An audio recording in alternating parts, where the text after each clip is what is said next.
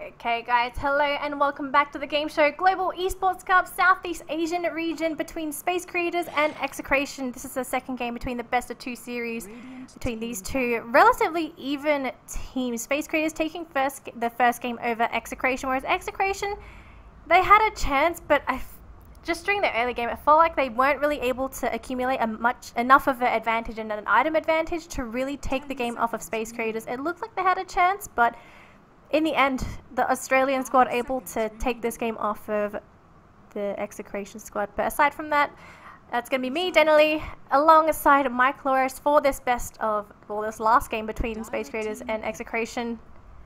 Oh, what a marathon of a last game. Yeah, now the rest of the day's schedule is going to just be completely terrible. We'll be so late to everything, it'll be ridiculous. Yeah, like I don't really... It's just the rest of the game, the rest of the day is going to be terrible, but whatever. We have ourselves a game. Went to Wyvern Queen of Pain, pretty much the same opening that the Radiant had last time. Instead it was Dazzle Queen of Pain. But Space Creator is going to grab the IO, and you would expect that when you pick up an IO like this, you immediately slam pick the Tiny. Maybe they're going to go for something a little bit different. Chaos Knight, nudge nudge, wink wink. Oh, did I tell? I don't know if it was you. I think I did a solo cast. Yesterday I casted a Chaos Knight game. It was an it was a dual lane offlane Chaos Knight Undying. Did it work? It worked during the early game, but then Chaos Knight didn't accumulate enough farm to translate into a decent mid to late game hero. Yeah, that pretty much sounds like Chaos Knight. Yep. He does so much broken damage in the early game, but you don't have any way of really farming, so you need to get kills 24/7, and if you don't, you're screwed. It seems like they're going to delay their IO partner pick for right now, and instead grab a Broodmother. Given the effectiveness of last one, I think this is an okay way to go for Space Creators. That being said, Execration, it's definitely not too late for them to grab even more good counters to this Broodmother. Axe last game didn't have his lane exactly where he wanted it to be, but Queen of Pain went to Wyvern, already a pretty good start.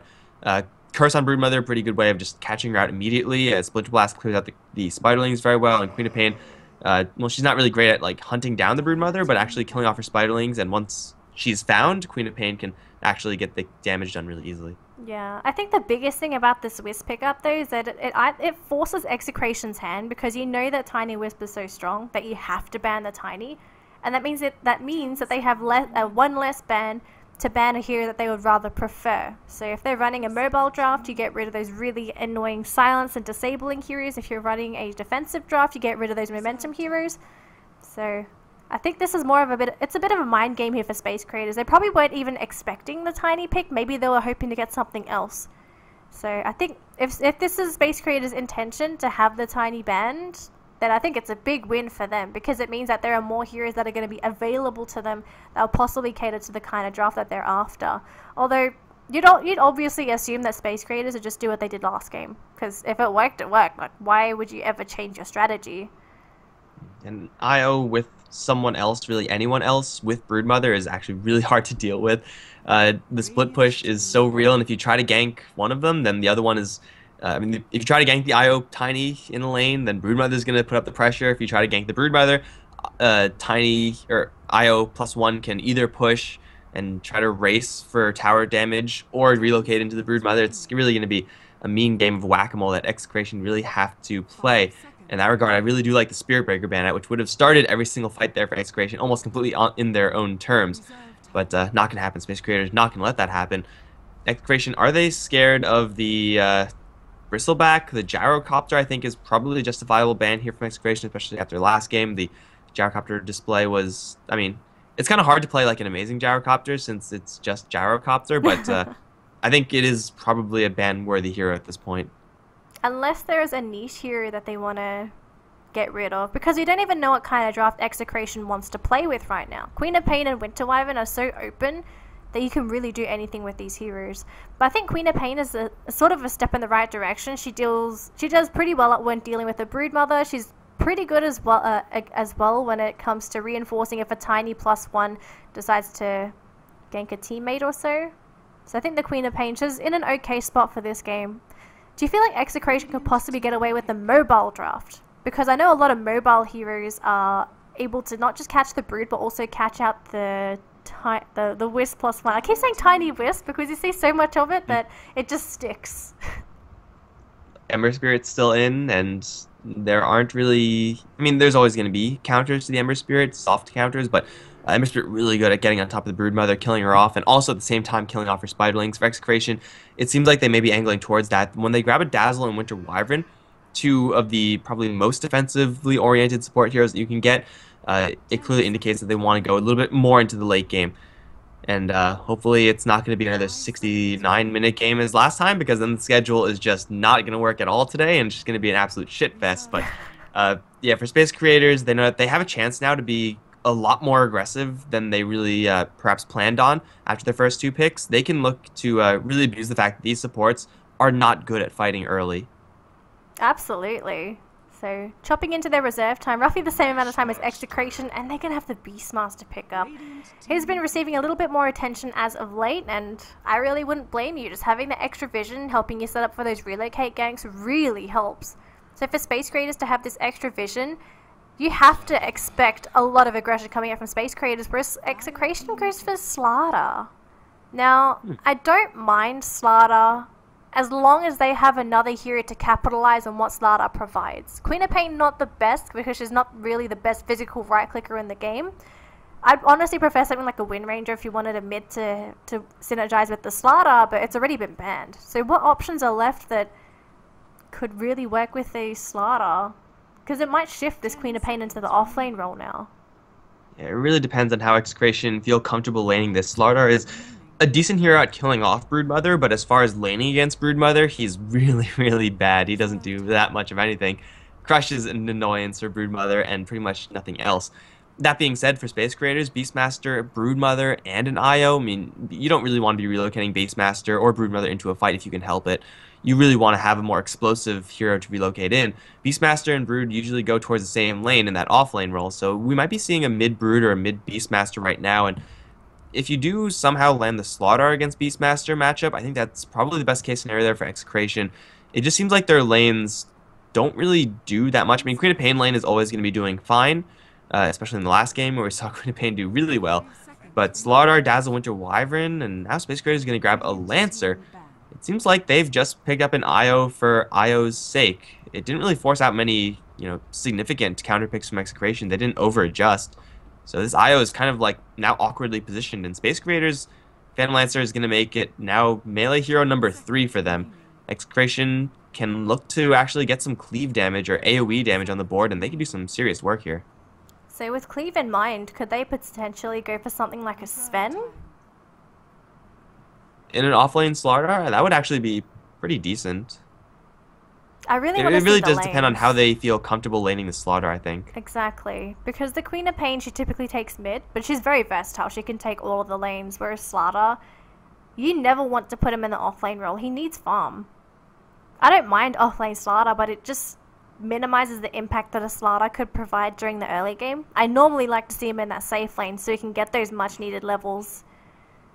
But maybe they could go for it, maybe an aggressive tri-lane with the Wyvern and Dazzle, just to get the Slaughter those extra levels and then put someone solo in that safe lane. They could do that because they have probably some of the best supports when it comes to defensive capabilities.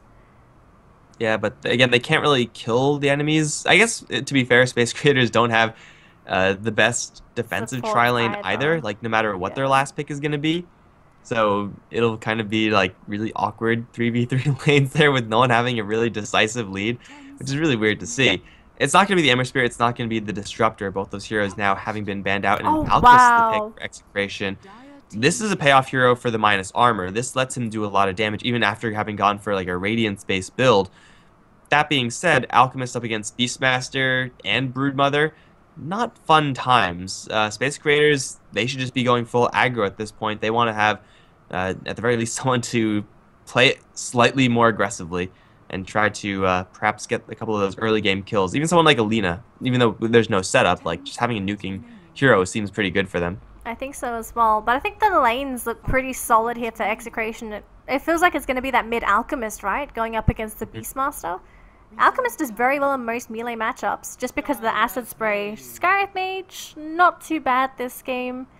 Not that much to keep the targets in place for a good Mystic Flare though, but I think the silence is the most important thing with the Skywrath Mage. If you can get the silence on the Alchemist before it can pop the Chemical Rage, it's a pretty easy kill. Yeah, Roar Flare isn't terrible. It's not really going to land every single time, but when it does, you can probably get those kills instantly. Space Creators, I don't really know if they have enough pressure to really make this Alchemist sweat. Like, in lane, he should have a great time. Like, any given lane matchup right now, even Broodmother vs. Alchemist is really good for the Alchemist. Will be favoring this Alchemist. And as far as rotations in on that Alch, not going to be happening until these ultimates come up, at least for Space Creators. Like, Io needs his Relocate, Kinzu needs his Roar. They don't really have any means of killing off the Alchemist outside of that, so Alch just may get nuts out of control farm. Not a ton of Aghanim Scepters to give to his team, but still, if you get pretty far ahead, get a Radiance up, just the mischance in and of itself is going to make Space Creators draft a lot less effective.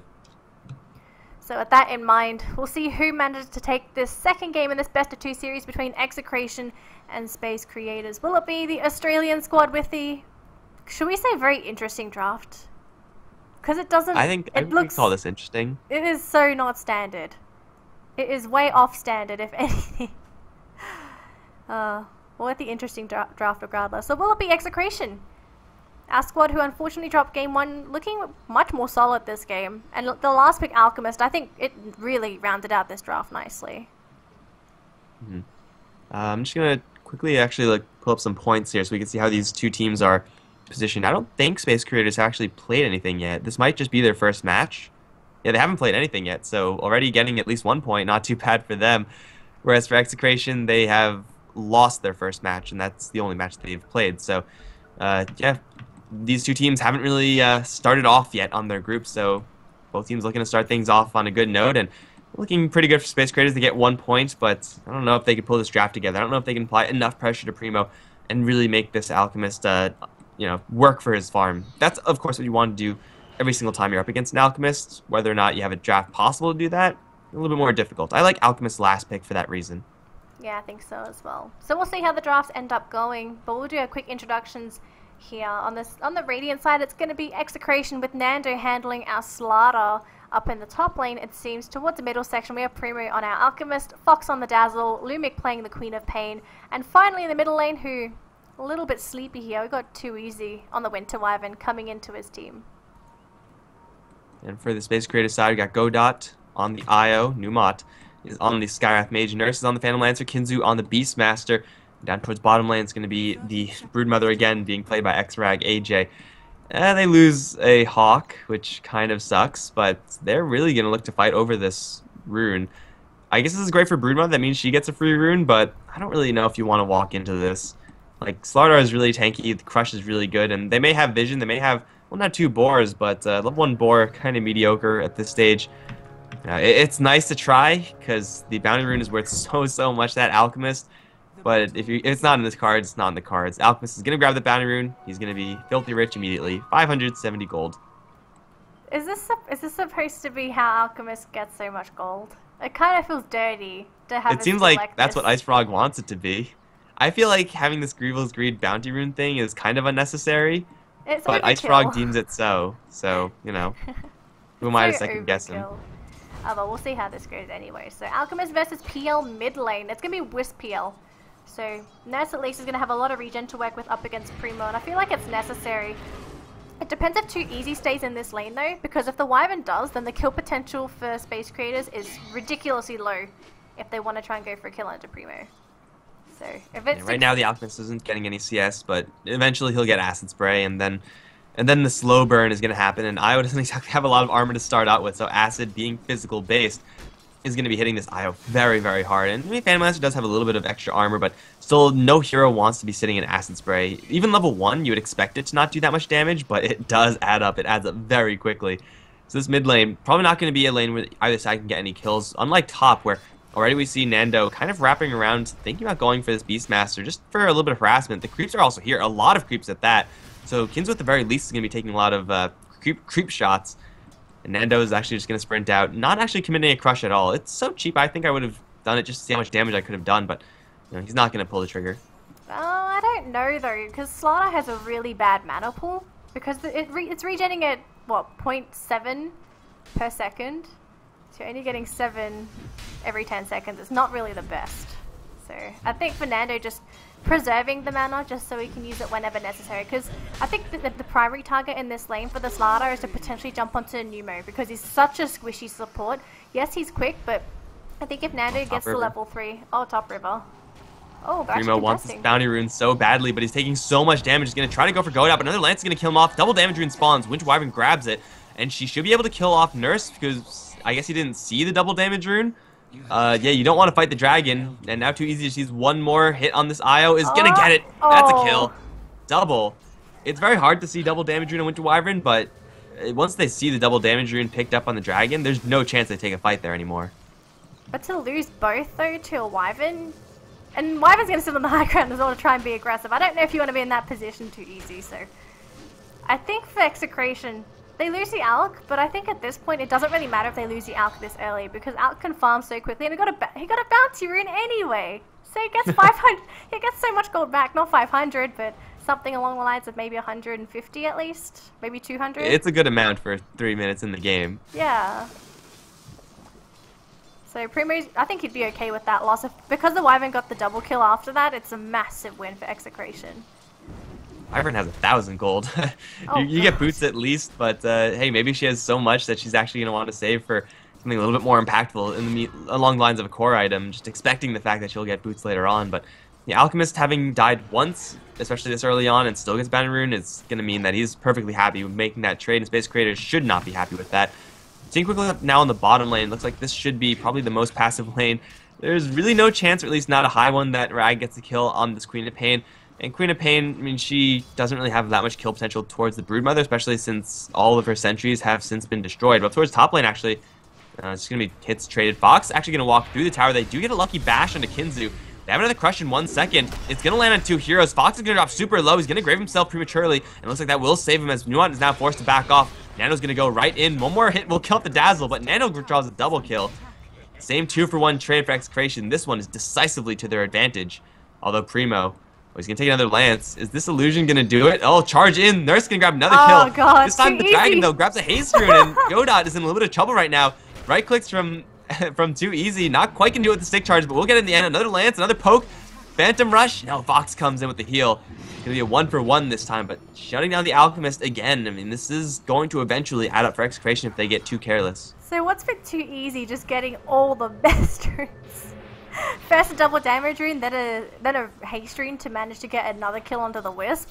He is so lucky this game. I feel like Space Creators might have to start taking those runes away from the Wyvern just so we can't go for those sort of counterplays. But I think the best thing was that Nurse survived. So they got the kill on the Alchemist, and also the PL didn't die in the process. They might be able to get Fox, although unfortunately they're not quite quick enough, so the Dazzle will get out. So Alk dies again, but Alk is still okay for CS. So Primo, even though he's died, I don't know, I just feel like killing off an Alk it's not bad. If he's still getting CS in lane, it's not the best situation. If you force him completely out of lane, then that's when you've effectively shut down an Alk. So for Primo, once he gets 6, it'll be so hard for them to kill him. It'll be ridiculous, honestly. Well, yeah, I mean, killing off the Alchemist is nice, but the Phantom Lancer, though he did die, is also getting pretty far ahead, and that is also a concern for Execration on the other end. As powerful as Alchemist is, he doesn't really, or I mean, doesn't usually want to go for the likes of a Battle Fury or Maelstrom, although those are okay items to have. Alchemist just inherently not a great matchup against Phantom Lancer because he will very quickly lose his mana pool, and then after that, yeah, he's still really tanky, and illusions from the Phantom Lancer don't really do too much up against the Chemical Rage regeneration. It's still going to be a concern, the fact that Nurse is getting quite a lot of free farm in the mid lane, where ordinarily Phantom Lancer will tend to struggle. Although I do think Space Creator is one of the few teams that very frequently runs the Phantom Lancer in the mid lane. At least the only team that comes to mind is Space Creators that do it. Yeah, so for the moment also the Alk going to rotate into the jungle a little bit, and they're going to free up this mid lane for Too Easy, so he's going to be able to soak up a little bit of EXP. He's going to get level 6 very quickly as well. It's 6 minutes into the game, and he's almost halfway to that level 6. So Execration being very cost efficient or time efficient with this mid lane, just rotating in the Alk and the Wyvern. I feel like another factor was that Wyvern just kept getting those kills. If he didn't get those kills, I would have expected Too Easy to be probably level 3, maybe close to 4 by now. So for him, he can be pretty happy with where he currently is at the moment. And Primo, he's hit the level 6, so there's a very small window of opportunity for Space Creators to kill him, but for the moment, not when it's available. Lumik is getting so much CS on this bottom lane, but a lot of it is just spiderlings. She still has that Sonic Wave, but they're going to charge up towards top lane. Nando's going to get a pretty big hit from Numot. Level 2 Bolt sealed up with Sprint is a hell of a lot of damage. Not going to die just yet because Fox is here, but Nando definitely has to be careful in this top lane. He's going to play this super aggressively. Okay, really wants that boar. He's going to crush that. Pop the Sprint again. He has the Grave behind him, but this is a little bit too aggro. He forces a TP. I guess that's a win. Kind of, but Nando doesn't exactly have a lot of sustain right now, so this Slaughter's got to be very careful. Similarly, down towards bottom lane, Queen of Pain, though she does have a lot of clearing for this brood spiders, really has to be careful about just being dove because there are so many meat shields here for the Broodmother. Lumik is probably should not hesitate to drop a Sonic Wave just to kill off these spiderlings, although she's going to get a lot of help. Here comes Slaughter and Winter Wyvern. There's no level 6, but there is going to be a little bit of true sight there with the amplified damage. Slowed down by the Splinter Blast. Nando now in range for a crush. Is going to land it. Sonic Wave, no, not even needed. They kill off the entire spiderling army and they kill off the Broodmother. That was huge for Execration. So Lumik in the bottom lane, who struggled for a little bit, all of a sudden is level 8 and still has the Sonic Wave. So if he feels like it, he could just rotate into maybe the top lane, grab a quick and easy kill into maybe Kinzu or even into Numot, and then he would honestly be happy. But for Queen of Pain, he's gone for a Void Stone. Is this supposed to be a Yule Scepter? Yeah, it's like the kind of like the Ember Spirit Manta style kind of thing. You just want to have the Yule Scepter up against the Skywrath Mage at the very least. But also, I mean, it's a pretty good item should Broodmother want to go for an Orchid. It's just a good defensive tool at this case, and she doesn't have to go for like a super aggressive item either. Like, I guess Orchid is nice versus Phantom Lancer, but by no means great because there's an IO involved there as well. So I would think Aghanims would have been fine as well, but Yule Scepter just does it all in this game. That's true as well. So Nando, level 6 on our Slaughter, so far farming pretty decently. Is not on the top of the CS charts, only 34 compared to 38 of his counterpart in that lane. But he's getting kills, and I think that's the biggest thing for the Slaughter. Hoping to go for a wraparound this time onto Nubot. Our poor Skywrath Mage is pretty quick though, so he's not going to be an easy target. They can't kite them in the tree. Gets a first hit bash as well. Trying to TP out, but the Dazzle's there with the heal. Just annihilates him. You wouldn't even think there was a Skywrath Mage there to begin with. That's only 120 damage worth of nuke. Like physical nuke, I guess, so it is, you know, of course amplified, and Skywrath Mage has no base armor to start things off, but it's not exactly a super hard-hitting tool with only one unit there, but hey, you get the kill, and you get the kill. It's 7-3 now for Execration, and they're starting to chip at the top tier 1, and this is going to be a tower that I'm sure Execration didn't expect to lose this early up against just an off-lane Slaughter or Dazzle. But hey, whatever works, right? If you get a tower, then you're going to be that much richer, and that's more gold for the Alchemist, who is actually going to go straight for Medallion. I do like Medallion on Alchemist. I don't know if I like it over the straight Radiance Rush, however. You probably could have gotten a lot more value out of a relic item. There could be reasoning behind this, though. Maybe they're hoping to grab an early Roche with this. Maybe they're hoping to burst heroes down. Raw on the bottom lane. They want Lumik, and it looks like he's going to go down. Winter's Curse. Not Winter's Curse. There's the Winter's Curse anyway. Going to be popped onto Kinzu. They can't focus him down, unfortunately. Queen of Pain does go down in the meantime. Although Godot might be caught, but we have Nando coming in, being chased down by PL and a Wisp and Ajax. There's so many Spiderlings, although they're going to mostly die. And all of a sudden, I think Brood made a bit of a mistake there, and P-Nurse, oh god, he might be in trouble. He's got no doppelganger, sorry, for 10 seconds, and he's potentially going to get taken down. Sonic Wave as well, so they have enough. Alchemist in the front line is going to try and fight up against Kinzu, going to try and chase them down. But it looks like Nando and Lumik are going to finish this off. Although Lumik turned around for a little bit, but I think it was a bit of a misplay. But that should be an easy pick-off going in the way of Execration. That dive for a Queen of Pain was not worth it. They do force out a buyback on the Queen of Pain, but it's kind of cheap enough so that Lumik, what she gained afterwards, was definitely enough to at least counterbalance that cost. But Nando grabbing now a 5-0-2 score is going to grab a 10-minute Blink Dagger. And this Slaughter has already been a nuisance. It will not stop. I mean, for space creators, they have so many units there. They have, like, illusions running all about. They have animals. They have spiders. Like, it is just a real zoo down there. But, oh, no, whoever's teleporting in has to stop right now. Nurse is going to show himself. No crush from Nando immediately. They're going to chuck a potion. It will be dodged, but still tower down. Nando wants to hide his Blink Dagger for as long as possible, it seems. Knows that Nurse is here. There's the Blink Crush. Amplified damage onto the right one. They're going to get right on top of him. Fuel Bomb will kill him off. Phantom Lancer down. Nando has another Crush in 1 second. He doesn't have a blink for another 2. They're going to dust up, throw a potion towards Kinzu. That does a lot of damage in and of itself. They have to cancel this Slaughter's Blink Dagger, and they will the Spiders. Lumic taking a lot of damage to the front lines. Mystic Flare will drop. However, the Grave will keep the Queen of Pain alive for right now. Kinzu still running away from Nando, who just can't get his Blink Dagger off. They've dove a little bit too deep for this one, I feel, but a Blink Crush finally comes through. Relocate out, though, is going to save the Beastmaster. Fox and get worked down by the Spiderlings will fall. Looks like it will just be a 1-for-1 trade. Phantom Lancer for Dazzle. Still a great trade for Execration. And Nando, he really wants the Wisp, and can he get it? Actually, it's going to be Kinzu and Godot. I think this was a mistake. Do they really have to bring both of them back? Godot will be losing his life here. They're going to try and commit, I believe. No? Okay, they're not going to commit. Just TP out. There's nothing to cancel this either. If they got a kill onto Godot with a couple of lucky bashes, that would have been huge. But just disengaging there. The safe play for Execration. For Space Creators, though, this game is the complete opposite compared to the last game. It's most of the momentum on the side of Execration, and Space Creators just don't have enough as of yet to really compete with Execration. Oh, Hand of Midas up unto easy. 12-minute Midas is good really on any hero. I mean, probably less good on like a Slark or something like that, but on a Winter Wyvern, this is an insane rate of farm, and this is also the type of gameplay that you want to be playing with an Alchemist having gone for this build. 2 points in Unstable Concoction is a hell of a lot of damage with the minus armor from Acid Spray. That's -7, -10 from the level 1 amplified damage at this point. That's a really fat nuke.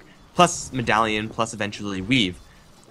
This Alchemist build, item build also, is going to be fitting right in.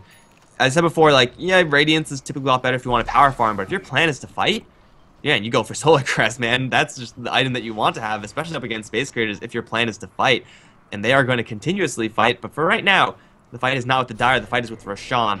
Unfortunately going to miss the amplified damage, but with how much minus armor? -19? Oh my yeah, they should be able to God. clear this one out pretty quickly. You wouldn't expect this much minus armor at 13 minutes into the game, but I don't even think Space Creators would have been able to really contest this in the end anyway. They don't have any AoE spells that would have been able to really do anything in the Roche Pit. They mostly rely on a lot of single target spells if you look at Space Creators draft. They've got the Roar, which is, it's a great stun on a single target. You've got the Mystic Flare, which is a great nuke for mostly a single target. You have a Brood that can chase down a single target. There's just no AoE spells like a Curse or a Weave or a Sonic Wave like Execration that they really don't have the best Roche fighting team. So I think for Space Creators, what is the plan? Are they supposed to go with this sort of pseudo-tiny with the PL and Wisp and just go for towers? They definitely do have a lot of pushing, split pushing at that, but I don't know if Execration care. Like, the Broodmother can do her job on the bottom lane. She's doing it decently. Up towards top lane, Nurse is starting, but Execration are just going to race for Godot. Blink, Crush after the sprint. Godot needs something to tether to right now, but it's too late. Just 4 hits from Nando is going to get the kill. And, well, now Phantom Lancer, he does have a TP scroll, so he can, in theory, return. And Broodmother is going to take down the bottom tier 1, and that's nice. They trade a tier 2 for it. And Execration are actively getting kills all the while. I don't know if they have necessarily enough damage to go up high ground right now, just because it'll take so damn long for them to kill off a tier 3. But they can go towards top or bottom and just take all the towers, or just push to tier 3 to make Space Creators come back and really just stop their own push. And they're going to try. If they get this, it's going to be game, but I don't think they have enough damage to get this. I don't think so either. And oh god, this Lada, he really wants to get a kill into Numop, but silenced in time. He's got the Aegis, and here we go. TPs have been forced back now. Half HP on this T3 tower. Nando taking quite a bit, but the Dazzle's going to be there with the heals. Mystic Flare completely whiffs. I think there's a bit of miscommunication. All of a sudden, Nurse gets caught out. Oh my god, he melts, and Kinzu gets caught with the... Oh god, the Wyvern ult. Kinzu survives though, but not for very long. Nando going to commit. He's got the Aegis. A bit of overcommitment, unfortunately, by the Slaughter. He has a blink though, so when he comes back up, he can re-blink into position. Nurse wants to get a kill onto Fox, so his team can't really do too much about it. Fox just goes for a quick grave and a TP out. Will he die to the illusion? Oh, so close. So close. And Primo has to run away. Popping Concoction. He's got the ult pop, so he's regenerating quite a bit. Godot! His might kill Godot! No, not the Wisp! Got him. Not like this, he got him! Oh no. Wait, what the hell happened with Slardar? Slardar's on the bottom lane, He got teaming up the with Brood. Too Easy to kill off the Broodmother, who was doing a pretty good job pushing on the bottom lane. She took down 2 tier 2s. But Execration, they get a hell of a lot more in the way of kills. They, lose their Alchemist, they lose their Aegis, but that's what Aegis is kind of for. They don't take their tier 3s because, again, they don't really have many great pushing heroes necessarily. If they had an Assault Cuirass or a Distillator at this point, yeah, sure, go for it, but not the case. Space Creators actually take a decent exchange, all things considered, mostly because of that Broodmother split push, and that's probably the best they can hope for. But Execration, they really are on the aggressive train right now, and they're probably not going to stop. What is the Winter Wyvern purchased? Oh my god, look at this courier. This is a full Vlad's, it looks like. On the courier. Who purchased this? Winter Wyvern. Wyvern. There's your damage. It's not a ton, but it's something. It's early game damage, and I think that's the biggest thing because it's so useful now. Like the mid tower, it's got 46 HP. You just touch it and it's gone. So I think for Execration, they just want these racks. It's gonna be denied. Space Creators, no. You shall not have the tower. Too bad there's no coddle. Then it would have been even better. But anyways, Space Creators on the back foot. 17 minutes into the game, Raxes are exposed, and Execration, they want these Raxes, but they're gonna get heroes first, I think? No. Just to jump onto Kinzu, but no commitment as of yet. Nando a little bit slow though, hasn't popped the sprint yet, it's on a cooldown unfortunately. There's a Ron to Primo, 35 seconds, oh he just gets melted, no the grave! The curse! It keeps them in place, Primo's still alive, gonna start whacking into these heroes, and also the heal from the Wyvern. This is a disaster here for Space Creators.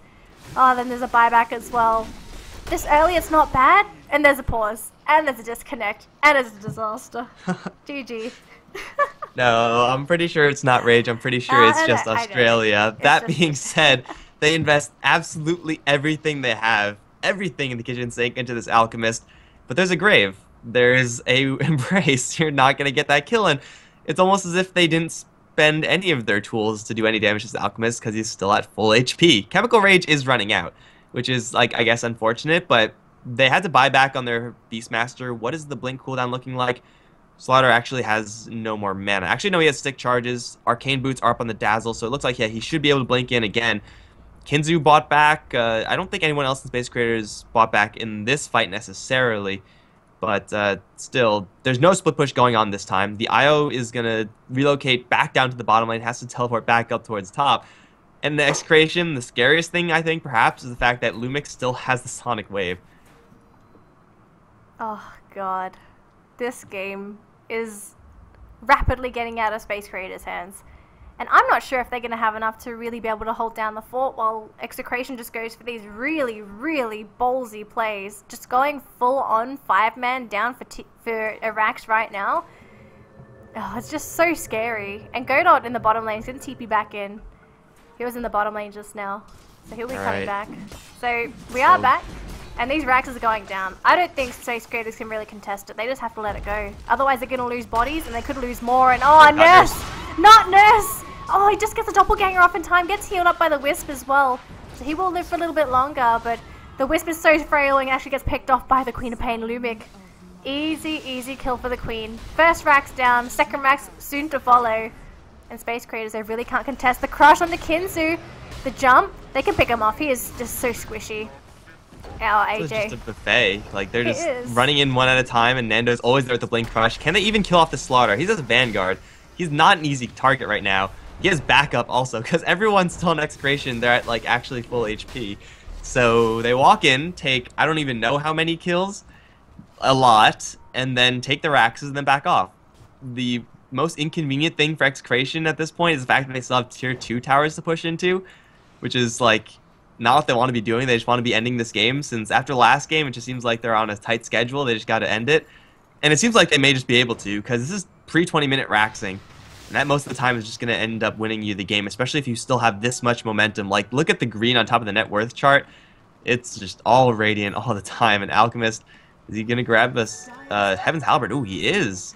Very interesting alteration. This is a very old Alchemist build. This is definitely not a 0.85 Alchemist build. No, it isn't. It kind of feels like a just mostly utility Alch. It's not supposed to be that carry Alch that we typically see. And I'm fully on board with this, because if Alch is able to get this much utility items, not only does he have so much evasion, he's going to be naturally tanky, and you're going to also disarm somebody, in particular the PL. And if PL can't hit anything, what else is he supposed to do? But the wraparound, this could work. They're going to jump right onto the Wyvern first. Primo going to be melted, but he's still very tanky. Wyvern's the first to drop. Numo in the meantime just going to try and make a getaway. And it looks like Execration a little disoriented. Fox in the meantime might drop to Nurse, but in the meantime I think it's going to be the other way around. So this PL is going to melt, and the rest of his team, Well, it's just a Brood, it's just a Scarith Mage. They blew their kit, they couldn't get a kill aside from a Wyvern. Now, I don't really know why they tried that again. Like, it didn't work the first time, trying to burst down the Alchemist like that. They don't have anything additional, whereas the Alchemist does. He has the Sange portion of Heaven's Halberd, so just giving him a little bit of extra HP, and they didn't even have to grave the Alchemist there. He was fine the entire time. He actually didn't lose that much. This is going to be the secondary set of Rax's dropping. Still, it's just 20 minutes in the game. And Space Creators, I don't know how much space they can actually create at this point, but I can tell you one thing, it's just not going to be enough. That's a death blow. Like, I don't know if any team, no matter what the draft is, can come back from losing 2 Raxes 20 minutes in. And they don't really have the best heroes for dealing with super creeps right now. Like, Brood's okay because she makes so many spiderlings that they can really tank through the creeps. PL, in the meantime, has a Diffusal Blade. That's it. Level 11 Diffusal Blade, 1.2k HP. You're going to be taking more damage than you could deal in Nando. Okay, this guy is just backdooring creeps. He doesn't care about tower shots. He's so tanky. Bloodstone? Could it be Octarine as well, maybe? So he can get the constant crushes and lowered cooldown on the sprint and amp damage? Octarine is such a bad item on Slardheart, though. I think Bloodstone is slightly better here. I mean, I gave someone shit some other time for getting an Octarine and Alchemist, and I still stand by it. It was not the proper item for that particular game. But, I mean, it gives you health, right? It gives you a lot of health. You might as well just get it. 400 health, 450 health actually. Oh. Well, Roar is onto Primo once again. He's going to get flared, but he's just not dying. They're going to grave him up, but he's not even down below half HP. With the Embrace, he's going to be up to full soon. Fox stuck in a corner. Will try to force that away from Nurse. Nando is right in the way. With the Crush, going to force them all back. Primo's going to end up stunning himself, but still he has his ultimate up. He's not going to die anytime soon. Now they see this Broodmother. Oh, Item Scepter delivered mid-fight. She has Infernal Sonic Wave. Will throw it. Missed the Phantom Lance, but clicked out to Numa. Now Blink Crush going to grab an instant double for Nando. And now Numa's stuck in the corner. He'll try to leave. The only way he's leaving is through a body bag. He's down. Godot's going to try to tether back into his fountain, but GG has already been called. 22 minutes in. This is the mirror game of Game 1. This is a push game, and it worked out really well. The complete opposite of Game 1. Game 1 was just a slow, patient game, and then this game, Execration, was as if they had to use the bathroom, but they didn't want to pause. So they just tried to finish the game off the bat. So for Execration, though, wonderful performance, honestly. Like, considering their performance in Game 1, where it seemed a little bit sloppy and they weren't able to really perform, second game they outperformed. Space Creators got outplayed. Seriously. They also, I think we both agreed, didn't have a really capable draft. Like, I don't really know what the Space Creators draft is supposed to be outside of split push and ganking, but that doesn't come up until, like, 15 minutes in. Well, in 15 minutes in, they were just actively losing all of their structures, so, you know, good luck ganking a 5-manning Execration squad. So, yeah, they take the Alchemist, and they play him pretty aggressively. I like the alteration. Execration now going to claim 1 point. Space Creators going to claim 1 point. Doesn't even draw. Can't really draw too much off of that, but we're not done yet. No, we're not. So we've got one more best of 2 to go, and it is... Dun, da, da, da. Pang 5 versus FD. Yeah, so... Pang 5, I don't have too much of a read on them, but we know First Departure. I think we all know First Departure, so... We'll have to take a look and see how that best of 2 goes. But guys, thank you so much for coming and joining us for Execration versus Space Creators. It was a very long but fun road. Mike Loris and I still surviving. Got one more best of 2 to go. So if you guys want to hang around for that, that should be starting in approximately... Well, now, ASAP. Right now? Okay, so we're actually late. All right, then.